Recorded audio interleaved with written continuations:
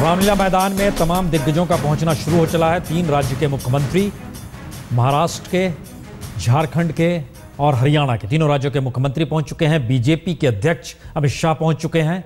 केंद्रीय मंत्री वहां पर पहुंच चुके हैं। मंच पर हर किसी की मौजूदगी हो चली है और जानकारी ये आ रही है कि तकरीबन 12:30 बजे, ये हम देख पा रहे हैं कि किस तरीके से पीयूष गोयल वहां पर नजर आ रहे हैं, यानी केंद्रीय मंत्रियों की भी टीम है। प्रदेश अध्यक्ष सतीश उपाध्याय नजर आ रहे हैं। तमाम नेताओं की मौजूदगी वहां पर हो चुकी है। 12:30 बजे का वक्त बताया जा रहा है कि प्रधानमंत्री वहां पर पहुंचेंगे। ये उस वक्त की तस्वीर है जिस समय अमित शाह वहां पर पहुंचे, बीजेपी के अध्यक्ष, और एक भारी भरकम तादाद में लोगों की मौजूदगी रामलीला मैदान में। और रामलीला मैदान में लोग समूची दिल्ली से नहीं बल्कि अगल बगल के इलाके से पहुंचे हैं। ये सारी जानकारी बाकायदा ट्रैफिक एडवाइजरी दे देती है, जिसमें इस बात का जिक्र किया गया है कि गुड़गांव, फरीदाबाद, सोनीपत, रोहतक, धानसा, गाजियाबाद और नोएडा, इन बॉर्डर्स के इलाके में खास व्यवस्था जो पुलिस ने की है, उसके लिए ट्रैफिक एडवाइजरी कल एक जारी की गई थी, जिसमें इस बात का जिक्र है कि इन तमाम जगहों से लोगों की आवाजाही दिल्ली के रामलीला मैदान तक होगी। इसलिए यहां पे इतने बजे से लेकर इतने बजे तक आप ना जाएं, या जाएं तो समझ सकते हैं कि भीड़ रहेगी।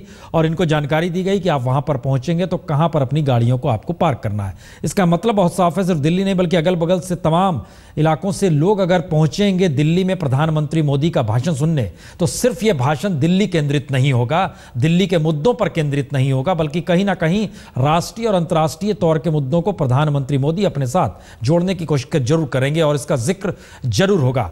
अमन जी, क्या यह कहा जा सकता है कि इस रैली के जरिए प्रधानमंत्री वाकई पूरे राष्ट्रीय अंतर्राष्ट्रीय मुद्दों का भी जिक्र करेंगे? अमन जी,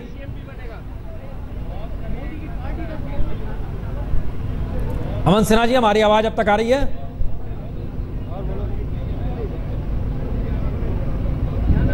अच्छा, लगता है फोन कट गया है। लेकिन इन सब सारी चीज़ों के बाद ये हमारे साथ चूंकि तमाम पत्रकार और सफलेश मौजूद हैं, एक सवाल हर ज़हन में वाकई आलोक जी कि प्रधानमंत्री लगातार अपनी उपलब्धियों का खाका अंतर्राष्ट्रीय तौर पर रखते रहे हैं, अंतर्राष्ट्रीय तौर पर देशी छोटी छोटी चीज़ों का जिक्र करते रहे, और इस बात का भी जिक्र कि मैं छोटे छोटे लोगों के लिए बड़े बड़े काम करना चाहता हूँ। दिल्ली की रैली में कौन से इश्यूज ऐसे हैं जो आपको लग रहा है कि प्राइम मिनिस्टर चाहेंगे ये उठ जाए? देखिए, अभी भी मुझे ऐसा लगता है कि चाहे जनधन योजना हो या बड़ी रेल की योजनाएं हैं, फास्ट ट्रेन चलने वाली है, आगरा के रास्ते बहुत अच्छे हो जाएंगे, गडकरी जी के जुम्मे उन्होंने बहुत सारे काम किए हुए हैं। तो मुझे ऐसा लगता है कि वो बड़े काम कैसे कुछ शुरू किए गए हैं या जिसके लिए सरकार तय कर चुकी है, बड़ा पैमाने पर पूंजी आएगी, लोगों को रोजगार मिल जाएगा। दिल्ली का जो थोड़ा इसको केंद्रीकरण भी किया जाएगा, जिन एजेंसियों का हम जिक्र कर रहे हैं, मुझे लगता है कि निश्चित रूप से वो कहेंगे कि कई अलग अलग एजेंसियां जो काम करती हैं, हम इसमें भी तालमेल अच्छा करने की कोशिश करेंगे ताकि जनता को जो विश्वास हो, जो बड़ा मुद्दा है, जनता जो सुनने पहुंच रही है, हम उनके बीच चलते हैं। रोशनी साथ में है, रोशनी जरा दिखाइए, बताइए किस तैयारी के साथ पहुंच रहे हैं सभी? हर हाथ में भगवा झंडा, हर हाथ में बैनर और हर सर पर आपको पगड़ी या फिर टोपी नजर आ जाएगी। ये समर्थक हैं भारतीय जनता पार्टी के, जो रामलीला मैदान में नरेंद्र मोदी को सुनने के लिए पहुंचे हुए हैं और मोदी के नारे लगातार लगाए जा रहे हैं। आप देख सकते हैं ये पूरा हुजूम यहाँ पर उमड़ा हुआ है और सभी के सभी मोदी पगड़ी पहने हुए हैं। एक तरह से भगवा रंग की ये पगड़ी है, बंदेज की पगड़ी कहा जाता है इसे, और तमाम लोगों के हाथों में आपको बैनर और पोस्टर नजर आ जाएंगे। मोदी सरकार के नेतृत्व में उनको सुनने के लिए यहाँ पर पहुंचे हुए हैं। ऐसे ही कुछ लोगों से हम बातचीत करने की कोशिश करेंगे। आपसे जानना चाहूंगी, सबसे पहले कितने बेताब है नरेंद्र मोदी को सुनने के लिए? ये हम लोग बहुत सारे आदमी बेताब हैं जी। आज उनसे मिलने के लिए आया हूँ मैं। क्या वजह है? जी मोदी को सुनना चाहता हूँ, इसलिए हमारे नेता हैं, इसलिए मैं उनको देखना भी चाहता हूँ, सुनना भी चाहता हूँ उनको। क्या क्या उम्मीद है मोदी से? हमें काफी उम्मीद है जी, काफी आशा है, देश के भविष्य के लिए बहुत बड़ी उम्मीद है मुझसे। जहाँ जिस तरह से पहले केजरीवाल की टोपी थी, अब आप लोगों ने एक भगवा रंग की पगड़ी का इजाद कर लिया। नहीं, ये अपनी टोपी है, ये बीजेपी की, भारतीय जनता पार्टी की, दूसरी टोपी कोई नहीं है इसके अंदर। क्योंकि भारतीय जनता पार्टी की ये कहीं ना कहीं समर्थन देने के लिए जनता पार्टी के लोग हैं। हमारी माधीपुर विधानसभा क्षेत्र में जो लोग रहते हैं वो राजस्थान और गुजरात की आबादी है, तो ये जो वेशभूषा है वो राजस्थान और गुजरात के लोग हैं, और नरेंद्र जी के साथ हम जा रहे हैं, उनके कार्यक्रम में जा रहे हैं।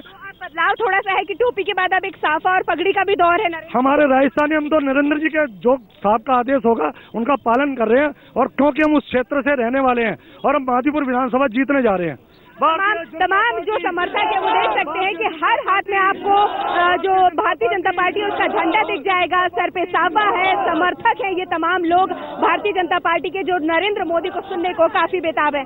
कैमरा पर्सन अजय कुमार सुना के साथ रोशनी चौक, नई दिल्ली, आज तक। अंजना, तमाम दिग्गज पहुंच चुके हैं, सिर्फ प्रधानमंत्री मोदी का इंतजार है, जो माना जा रहा है कि 12:30 बजे के तकरीबन प्रधानमंत्री मोदी वहां पर पहुंचेंगे। लेकिन जो लोग वहां पर आए, हम उस समय सिर्फ एक वक्त ही सुन पाए कि मनोज तिवारी कोई देशभक्ति गीत गा रहे थे। और लोग क्या कह रहे हैं, जो खासतौर से दिल्ली के साथ, क्योंकि एक संकेत है चुनाव का शंखनाद होना है रामलीला मैदान से। अरविंद केजरीवाल पर प्रसून जितने भी यहाँ पर अब इस बात का इंतजार है कि नरेंद्र मोदी एक बार जब केजरीवाल के खिलाफ बोले तो अन्ना के मामले पर उन पर टिप्पणी की, एक बार AK-49 बोला। इस मंच से नरेंद्र मोदी अरविंद केजरीवाल का नाम लेते हैं या नहीं, जवाब सीधा देते हैं या नहीं, वो तो बात की बात है। लेकिन इस मंच पर जो सांसद जो दिल्ली का नेता आया, खूब बरसा है अरविंद केजरीवाल पर। इससे पहले विजय गोयल बोल रहे थे, उन्होंने भी खूब कहा कि आपको जो करना है आप कीजिए, आप झूठे वादे करते हैं, आप तो बात बात पर छत पर चढ़ जाते हैं, धरना देते हैं। उससे पहले महेश गिरी भी जब पहुंचे तो वो भी खूब बोले कि बल्कि एक वक्त पर प्रसून ऐसा लगा जैसे बिलो द बेल्ट जाकर कुछ जोक्स बोले जा रहे थे, कुछ ऐसे कटाक्ष किए जा रहे थे, जिसमें अरविंद केजरीवाल की पत्नी उनसे निवेदन कर रही है कि सोने चांदी के गहने दो, तो वो कह रहे हैं धरने पर बैठूंगा तब वो गहने तुम्हें दूंगा। तो अलग अलग ढंग से, लेकिन अब कम से कम 3 मुख्यमंत्री यहाँ पर मौजूद हैं, अमित शाह खुद मौजूद हैं, तो अब लग रहा है जैसे भाषा की थोड़ी सी गरिमा रखी जा रही है। लेकिन इस मंच से अभी तक ज्यादातर नेता जो आए हैं उन सभी ने अरविंद केजरीवाल को जमकर ललकारा है। और मनोज तिवारी को तो आपने सुना ही, उन्होंने कह दिया बनारस की जनता खोज रही है, अगर वाकई डर नहीं है तो फिर मेरे पोस्टर्स लगाओ ऑटो के पीछे। लेकिन एक बार जरा आपको यहाँ का भी माहौल दिखा दूं, मूड दिखा दूं। ये वो लोग हैं जो बीजेपी के हैं, जो इस वक्त अब नरेंद्र मोदी का इंतजार कर रहे हैं। और ये देखिए, ये वो जोश है जो दिखाई दे रहा है, हाथ में झंडे सतरंगी लिए हुए। आपने शुरू में कहा था कि क्या विश्व की बात होगी, एक पोस्टर है यहाँ पे, विश्व ने मोदी को माना है, अब दिल्ली में भाजपा ही लाना है। तो ये भी दिख रहा है, और कैसे देश हमने जीता है, अब दिल्ली जीतेंगे, ये दिख रहा है अलग अलग पोस्टर्स के जरिए। तो अंतर्राष्ट्रीय मंच पर जो करने की कोशिश रही है सरकार की तरफ से, नरेंद्र मोदी की तरफ से, विश्व में जो उन्होंने एक छवि बनाने की कोशिश की है, उन सब को समेट कर कुछ आज दागा जाएगा रामलीला मैदान से। अच्छा, एक जवाब और दे दीजिए कि ये चुनाव में मोदी मुद्दा होंगे या केजरीवाल मुद्दा होंगे? मोदी वर्सेस केजरीवाल मुद्दा बनेगा, जैसा मुझे लग रहा है अभी तक प्रसून, क्योंकि अरविंद केजरीवाल भी छोटी गोली तो खेलते नहीं। चुनाव के पहले उन्होंने एक के बाद एक सवाल दाग दिए, सीधे मोदी जी को दाग दिए, कह रहे पूर्ण राज्य का दर्जा पर बोलेंगे नहीं बोलेंगे, जवाब दीजिए।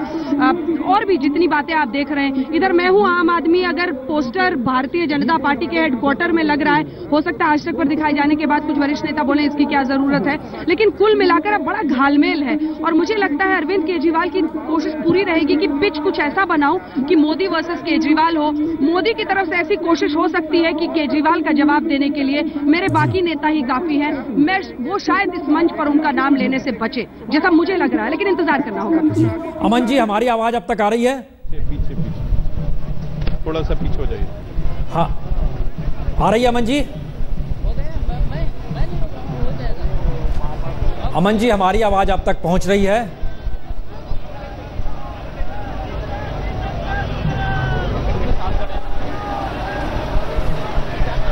अमन जी, हमारी आवाज अब तक पहुंच रही है?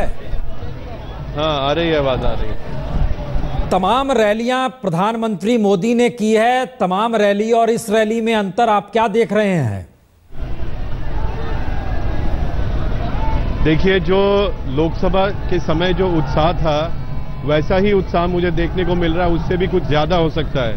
और इसलिए अगर हमारे कैमरामैन साहब अगर उसका फ्रेम दिखाते आपको तो स्पष्ट दिखता कि कितना उत्साह, कितना हर्ष है जनता में, पुण्य प्रसून जी।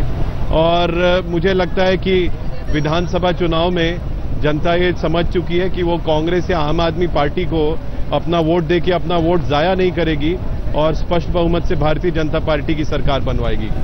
अच्छा, एक एडवाइजरी हम देख रहे थे अमन जी, ट्रैफिक एडवाइजरी, उसमें बाकायदा जिक्र किया गया है गुड़गांव, फरीदाबाद, सोनीपत, रोहतक, धानसा, गाजियाबाद, नोएडा, इन तमाम जगहों से लोगों की आवाजाही होगी। उन लोगों को बताया गया है कि आप किस रास्ते जाएं, कैसे जाएं। तो आप जो इस भीड़ के आसरे देख रहे हैं जीत, या ये मानकर चल रहे हैं कि प्रधानमंत्री मोदी जो कहेंगे उसके बाद जीत की दिशा में आप लोग बढ़ेंगे? नहीं, देखिए पुण्य प्रसून जी, आप देख चुके हैं जहां पे भी प्रधानमंत्री मोदी जी जाते हैं, उनकी लोकप्रियता और उनका करिश्मा इतना है कि लोग स्वयं खुद ब खुद चले आते हैं। उसके लिए किसी भी तरह की कोई मोबिलाइजेशन या किसी चीज की आवश्यकता नहीं पड़ती है। हाँ, जब लोग आ जाएं तो उनको फैसिलिटेट करने के लिए और उनको एक ऑर्गेनाइज तरीके से रखने के लिए, उसके लिए संगठन काम करता है। पर मोदी जी पूरे देश में कहीं पे भी जाएं तो उनकी लोकप्रियता जो है बेहद है, अपरंपार है और सभी लोग खुद ब खुद आते हैं। और जहां तक भारतीय जनता पार्टी का सवाल है पुण्य प्रसून जी, रामलीला मैदान में जब भी हमारी रैली हुई है हमेशा मैदान भरा रहता है। और भारतीय जनता पार्टी आज दिल्ली में एक पार्टी है जो कि रामलीला मैदान को भरने का मद्दा रखती है, जहां लोग स्वयं खुद ब खुद भारतीय जनता पार्टी की रैली के लिए आ सकते हैं। ये आम आदमी पार्टी या कांग्रेस पार्टी ये दिल्ली में करने में सक्षम नहीं है। और बाहर से किसी को आने जाने की किसी को रुकावट या किसी को मनाही नहीं है। पर मुझे नहीं लगता किसी उस तरह की आवश्यकता है। दिल्ली की जनता जो है स्वयं खुद ब खुद यहाँ पे आ रही है और वो स्पष्ट रूप से आपको दिख रहा है। संजय जी, आप कुछ कहना चाहते हैं, लेकिन उसमें एक चीज जोड़ दीजिएगा, as a prime minister Modi का यहाँ भाषण होगा या एज ए दिल्ली इलेक्शन होगा? नहीं, मुझे लगता है वही भाषण के बारे में भी कह रहा था। मुझे लगता है कि शुरुआत होगी अंतर्राष्ट्रीय स्तर पे। मोदी कुछ ऐसे चीज़ों का जिक्र करेगा अंतर्राष्ट्रीय स्तर पे, पिछले 6-7 महीनों में भारत की क्या छवि बनी, मोदी की क्या छवि बनी, सरकार की क्या छवि बनी या उपलब्धियां क्या रही हैं, वहां से उतर के वो राष्ट्रीय स्तर पे आएंगे। और अंत मुझे लगता है भाषण का होगा वो दिल्ली के स्तर पर आते हुए। लेकिन मुझे लगता है कि आम आदमी का जिक्र करने से और केजरीवाल का जिक्र करने से वो परहेज करेंगे। सही है आलोक जी? बिल्कुल, मुझे लगता है कि वो नाम केजरीवाल का कतई नहीं लेंगे। वो अप्रत्यक्ष रूप से कांग्रेस पर नाम ले लिया, बस उन सबको दूसरे लोगों का प्रैक्टिस मैच में करवा दिया है। वो खुद वो कतई नहीं चाहेंगे कि वो खुद नाम लेकर के उनसे वो करें। ये ठीक है कि वो अपनी पार्टी का समर्थन कांग्रेस पर फिर भी थोड़ा हमला वो कर सकते हैं अभी भी, क्योंकि उनको लगता है कि एक बड़ा विरोध में कोई दिखाए। लेकिन उनमें नाम लिए बिना भी, जैसे पहले भी वो कहते दामाद माँ ये वो इस तरह से कुछ भी, एक कांग्रेस पर हमला जरूर करेंगे। लेकिन मुझे लगता है कि केजरीवाल को अपना प्रतिद्वंदी के रूप में पेश करने की कोशिश करें। अब जानकारी